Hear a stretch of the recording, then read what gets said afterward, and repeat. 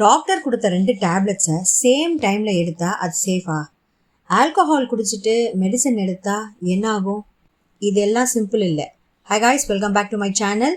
இன்னைக்கு நம்ம உடம்புல ட்ரக் மெட்டபாலிசம் கண்ட்ரோல் பண்ணுறது யாருன்றதை பற்றி தெரிஞ்சுக்கலாம். அது யாருன்னா லிவர் தான்.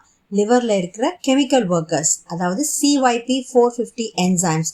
இவங்க என்ன பண்ணுவாங்கன்னா, உடம்புக்குள்ள மருந்து வந்த உடனே அதை ப்ராசஸ் பண்ணுவாங்க, பிரேக் பண்ணுவாங்க.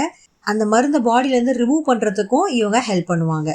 இமேஜின் பண்ணிக்கோங்க, லிவர் ஒரு கெமிக்கல் ஃபேக்ட்ரி மாதிரி. அதில் CYP450 தான் ஒர்க்கர்ஸ் ஃபாஸ்ட்டாக வேலை பண்ணாலும், ஸ்லோவாக வேலை பண்ணாலும், இல்லை ஸ்டாப் பண்ணாலும் ரிசல்ட் டோட்டலி சேஞ்ச் ஆகும். 2 ட்ரக் பாடிக்குள்ளே போனதுக்கப்புறம் உள்ள ஃபைட் நடக்கும். இதுக்கு பேர் தான் ட்ரக் இன்டராக்ஷன். இந்த சண்டை நடக்கிறதுக்கு என்னென்ன ரீசன்றதை பற்றி பார்க்கலாம். முதல்ல என்சைம் இண்டக்ஷன்ஸ். இதில் சில மருந்துங்க உடம்புக்குள்ளே போகும்போது CYP450 இன்க்ரீஸ் பண்ணும். ஸோ ஒர்க்கர்ஸ் ரொம்ப ஸ்பீடாக வேலை செய்வாங்க. ஆனால் ரிசல்ட் என்னவா இருக்கும்னா, ட்ரக்கு ஃபாஸ்ட்டாக பிரேக் டவுன் ஆகும். ஸோ எஃபெக்ட் ரொம்ப ரொம்ப கம்மி தான். ஒரு சின்ன எக்ஸாம்பிளோட பார்க்கலாம். இப்போ ஒரு female patient oral contraceptive pills எடுக்கிறாங்கன்னு வச்சுக்கோங்களேன். அவங்களுக்கு திடீர்னு டிபி வந்தது. அவங்களுக்கு டாக்டர்ஸ் ரைஃபாம்பிசின் டேப்லெட்டை ப்ரிஸ்கிரைப் பண்ணுறாங்க.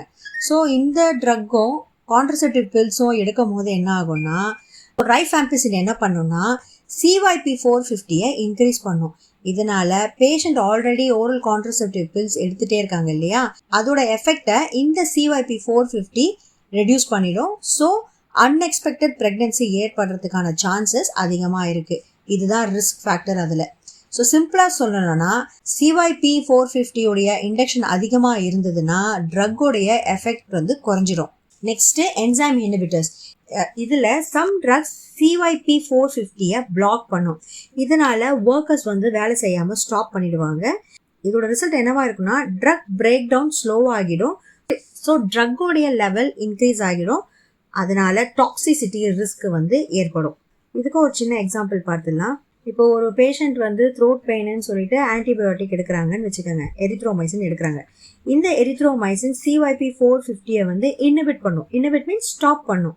அப்போ என்ன ஆகும், இன்கேஸ் அந்த பேஷண்ட் ஆல்ரெடி ஒரு கொலஸ்ட்ரால் ட்ரக் லைக் ஸ்டாட்டின்ஸ் எடுத்துகிட்டே இருந்தாங்கன்னா ஸ்டாட்டின் லெவல் இன்க்ரீஸ் ஆகும். ஸோ என்ன ரிஸ்க் ஏற்படும்னா, மசில் டேமேஜ் ஆகும். அதாவது மயோபதி கண்டிஷன் அந்த பேஷண்ட்டுக்கு ஏற்படும். சிம்பிள் லைனில் சொல்லணும்னா, CYP450 லிவரில் ஒர்க் பண்ணாமல் ஸ்டாப் ஆகிடுச்சுன்னா ட்ரக்கோடைய எஃபெக்ட் இன்க்ரீஸ் ஆகிடும். ஸோ டாக்ஸிசிட்டி ஏற்படுத்தும். மூணாவது, alcohol interaction with drugs. For example, alcohol plus paracetamol எடுக்கும்போது இது ஒரு டேஞ்சரஸ் காம்போ. லிவரில் டாக்ஸிக் மெட்டபலைட்டை இன்க்ரீஸ் பண்ணும். ஸோ ரிஸ்க் என்னவா இருக்குன்னா, சிவியரான லிவர் டேமேஜை ஏற்படுத்தும். ஒரு ஸ்மால் எக்ஸாம்பிளோட பார்க்கலாம். வார்ஃபாரின், இது ஒரு பிளட் தின்னர். இது ஆஸ்பிரினோடு சேர்ந்து எடுக்கும்போது ப்ளீடிங் ரிஸ்க்கு அதிகமாக இருக்கும். பிகாஸ் ரெண்டுமே கிளாட்டிங்கை அஃபெக்ட் பண்ணுற மருந்துகள். எல்லா ட்ரக்ஸுமே ஒரே என்சைம்ஸை யூஸ் பண்ணாது. There are many types of enzymes. CYP3A4, CYP2D6, CYP2C9 இதெல்லாம் ஒவ்வொரு ட்ரக்கை அஃபெக்ட் பண்ணக்கூடிய வாய்ப்புகள் அதிகமாக இருக்குது. ஸோ ஒரு ட்ரக் அஃபெக்ட் பண்ணால் மல்டிபிள் ட்ரக்ஸ் இம்பேக்ட் ஆகும். ட்ரக் இன்டராக்ஷன்னா டேப்லெட் கிளாஷஸ் கிடையாது, என்சைம் லெவலில் நடக்கிற ஒரு சண்டை. ஸோ நெக்ஸ்ட் டைம் நீங்கள் டேப்லெட் 2 எடுக்கும் பொழுது ஜஸ்ட் சேஃப்னு நினைக்காதீங்க. இன்சைட் யுவர் பாடி CYP450 தான் டிசைட் பண்ணும் ரியலான ரிசல்ட்டை. ஸோ இந்த வீடியோ உங்களுக்கு பிடிச்சிருந்ததுன்னா லைக் பண்ணுங்கள், ஷேர் பண்ணுங்கள், சப்ஸ்கிரைப் பண்ணுங்கள் for more medicine updates. And உங்களுடைய ஃபீட்பேக்ஸ் எனக்கு ரொம்ப ரொம்ப முக்கியம். பிகாஸ் அது எனக்கு அடுத்த வீடியோ போஸ்ட் பண்ணுறதுக்கு யூஸ்ஃபுல்லாக இருக்கும். தேங்க்யூ.